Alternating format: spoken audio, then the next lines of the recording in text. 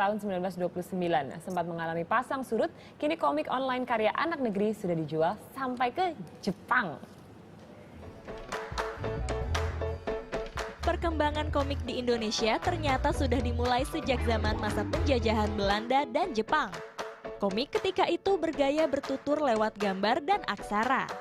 Di Indonesia, komik pertama kali muncul di tahun 1929 dengan munculnya komik strip berjudul Put di koran Sinpol. Komik karya Kowangi ini berubah nama menjadi Put On tahun 1931. Put On bercerita tentang seorang pria gendut dari kelas menengah yang tinggal bersama ibu dan dua adiknya. Cerita gambar kartun dan berisi humor ini sangat populer masa itu. Komik Indonesia memasuki masa keemasan pada tahun 1953, seperti terbitnya komik Sri Asih sebagai tokoh superhero.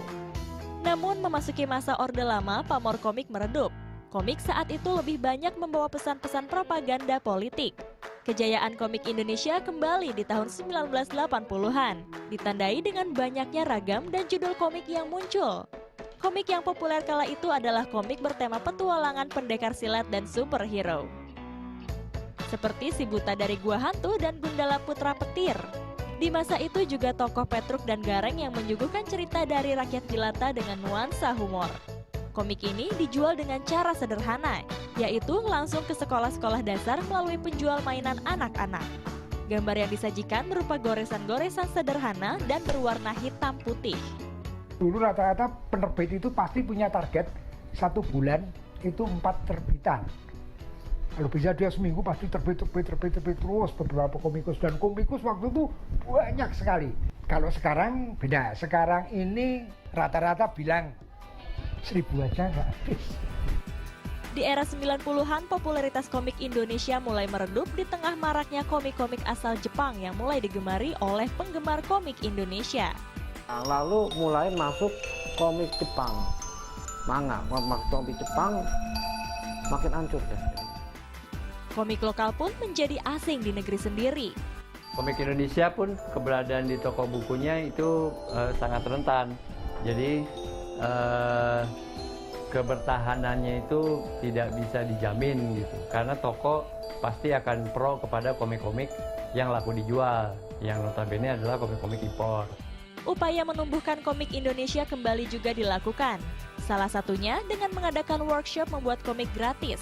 Workshop ini ditujukan bagi siapa saja yang berminat untuk belajar membuat komik.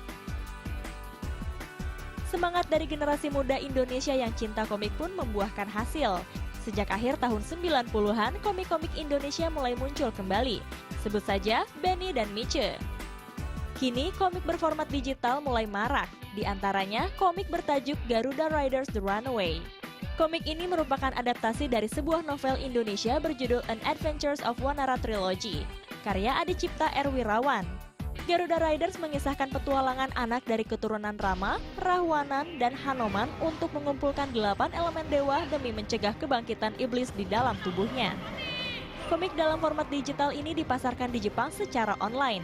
Karena menyuguhkan cerita dan gambar visual yang menarik, komik ini diminati oleh penggemar komik di Jepang.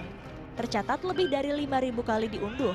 Pembaca harus membayar sekitar 1,12 dolar Amerika atau sekitar Rp15.000 untuk bisa berinteraksi di halaman-halaman komik ini sambil membaca cerita komiknya.